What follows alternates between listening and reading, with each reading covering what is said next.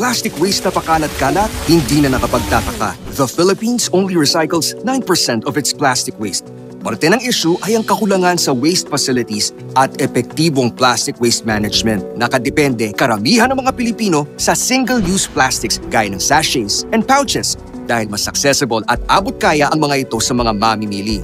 Kaya lang, karamihan dito ay naitatapon lang sa kapaligiran habang patuloy na lumalala ang marine plastic pollution sa ating bansa. Ano pwede natin gawing practical na paraan?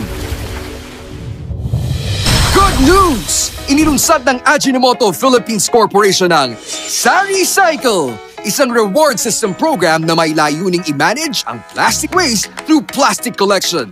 Ito'y in partnership with the local government of Quezon City and Basic Environmental Systems and Technologies. Simple pero epektibong programa kung saan ang sari-sari stores ay mangungulekta ng flexible plastic waste mula sa kanilang mga suking consumer.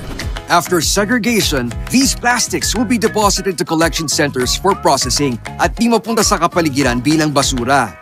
Each kilogram of single-use plastics can earn environmental points na maaaring gamitin to redeem grocery items and other products and services with different platforms.